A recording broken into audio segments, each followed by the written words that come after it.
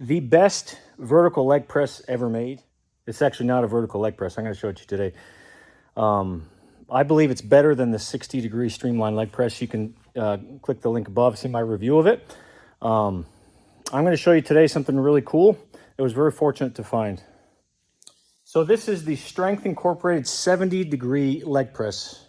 Now, many of you are more equipment aficionado historians than I am, but this company unfortunately went out of business, based out of Idaho. They made some cool stuff. This is my second of their pieces. From my perspective, what I've seen, this is probably their best piece that they made back in the day.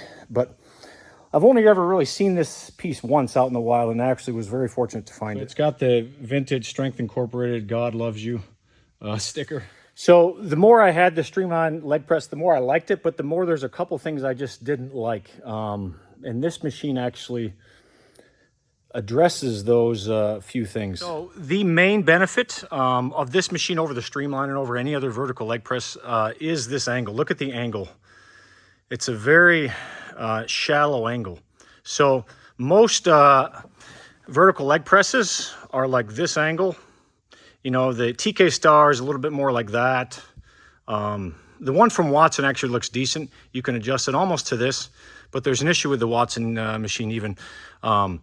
But the main benefit of this over the streamline is the angle of the foot plate. The problem with the streamline, I'll show you the video here in a second, was the angle. I'll show you what I ended up doing at the end of owning it. Check this out.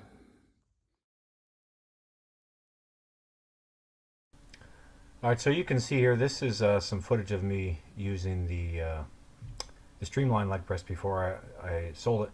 You see I have 2 wedges and a pillow.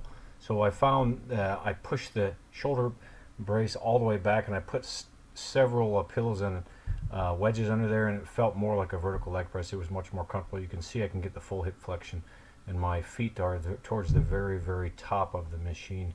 Otherwise, you have to keep your feet really wide and really high to get even close to as much hip flexion. But the other benefit with this over any other vertical leg press, including the TK Star or the Streamline, is the ability to adjust the shoulder pads further back. So when you're pressing, you want your hips to be behind the weight. Like, the problem with every vertical leg press is your hips are often in line like with the actual loading arm, and that puts a ton of stress on your lower back. You want your hips and your body behind the load, and you want them as near to parallel as possible. One benefit of the Streamline over this is the ability to go all the way parallel with the ground. This has a slight angle. This does adjust multiple angles up, but that's the one benefit of the Streamline. So if I actually take the loading horn off of the slider, you can see it's pretty close to parallel. But notice how much further back those shoulder restraints come than any other vertical leg press. 6'1". I don't have super long legs. I'm not super tall, but I'm decently tall. You know, the Streamline works well if you're pretty short or if you have shorter legs.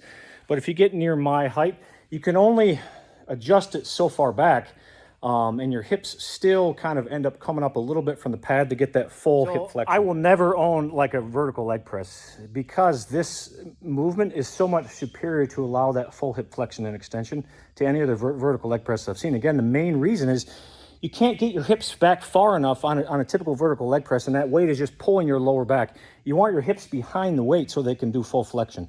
This thing is literally the most heavy-duty leg press I have, except my UCS. My UCS, I don't think I've shown that. Unilateral leg press, really cool, old-school leg press. The older version, not the newer version.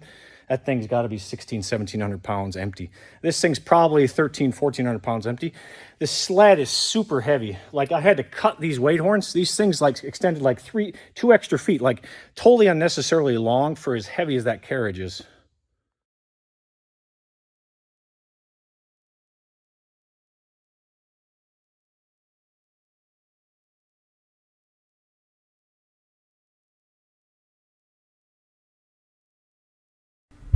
All right, so you can see I'm going to superset my feet close together with my feet wide and high. So, like I said, the cool thing is the shoulder restraints go further back, and the angle of the foot plate does make a huge difference on this. I mean, you can put heel wedges. I did heel wedges on the Streamline or similar leg presses, but that does definitely make a difference. It's just the ability to lock yourself down with those shoulder restraints It feels absolutely phenomenal. So again, this is a super heavy carriage. I really like the feel of the high and wide just to hit the adductors and glutes. I mean, I may have misspoke. I mean, I think the Watson vertical leg press is probably the best one on the market. I wouldn't mind owning that at some point. But I really enjoy and like the ability to keep my hips back just to protect my lower back. So you can see just another angle here of allowing that full hip flexion and full hip extension.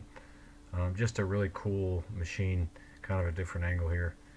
Trying to find the best angle to view. But these types of leg presses really do hit the adductors really well. You can see a little bit more of the close feet and then the wide feet. I'm still playing around with the adjustability of the angle of the back pad. But for me, what I found is the closer it is to flat, the more comfortable it is. The nice thing with this too is there's two loading horns, one top and one low, so you can change the strength curve just depending on where it's loaded, which is a cool feature that's not on the Streamline 60-degree leg press.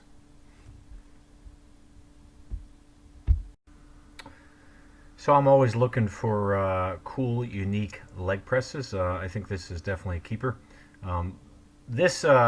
The way I'm using it here is I'm doing kind of 15 to 20 reps, both knees close and knees wide and high, just in conjunction with like short rest periods. So you can use it any way you want. You can use it one leg at a time, but it's very comfortable to use both legs at a time here. So really cool piece to really hammer those adductors and the inside part of the leg, and also to hit some quad. Sometimes the challenge of these machines is a lot of them only hit glutes and adductors, but if you keep your feet really low and together, it really does hit the quads well.